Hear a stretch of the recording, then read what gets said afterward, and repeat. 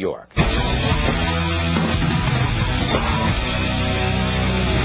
All right, small businesses make up 70% of America's job force. Yesterday, we told you about the climate change bill, cap and trade, and how much it'll hurt small businessmen. Now, we're looking at health care reform. How much will Obamacare cost them? Here's Ryan Ellis, Tax Policy Director for Americans for Tax Reform, and Rich Reinwald, owner of Reinwald's Bakery in Huntington, Long Island. He's also the president of the Retail Bakers of America. Ryan, let me start with you. Set the stage. Before I do that, we had some news that came out right before we came on air, and it basically was I believe it came from Charlie Rangel. They're looking to charge an additional surtax to any individuals making over $350,000 a year, a higher surcharge for people making over $500,000 a year, and yet another surcharge of people making over $1 million a year. It seems like they figured out how they're going to try and pay for this, and it's going to be taxing and taxing and more taxing. Yeah, not only taxing. You have to remember that small businesses pay their taxes on their owners' 1040 forms. So when small businesses are paying taxes, they're paying taxes at these higher marginal tax rates. They're paying, these surtaxes will be paid largely by small businesses. Something like 2/3 of small business profits are going to pay taxes at these tax rates, and they're some of the highest tax rates that small businesses have ever had to pay.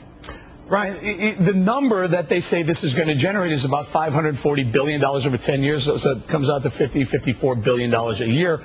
We're talking a big number to pay for this tax, to pay for this health care reform. We're talking, it could be $400 billion a year. I know everyone says maybe it's 100, but when are they ever right? What's the real number? What's this really going to cost us to have major overhaul of health care? Well, if you look at some of the independent studies of what the scores have been on these health care proposals, the number that keeps popping up is between $3 and $4 trillion over 10 years. So I think your $300 billion a year number is pretty accurate. You're going to have to raise $300 to $400 billion a year just to meet this. Obviously, programs like Medicare and Medicaid in the past have ballooned out of control several decades after they were put in place.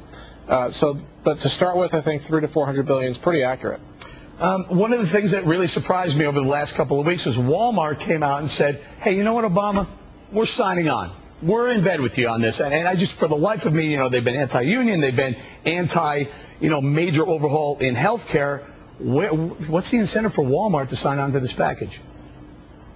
Well, I mean, sort of broadening it a little bit from Walmart to larger businesses. Larger corporations have been seemingly willing to sign on to these government-run medicine schemes. And a lot of it is because of what you started off the segment here with. Who's being asked to pay for this? Is the corporate income tax rate going up to pay for this? No. These are surtaxes, increases in the top marginal tax rate, largely that will be paid by small businesses. Hang in there. So in many cases, Ryan, hang in there.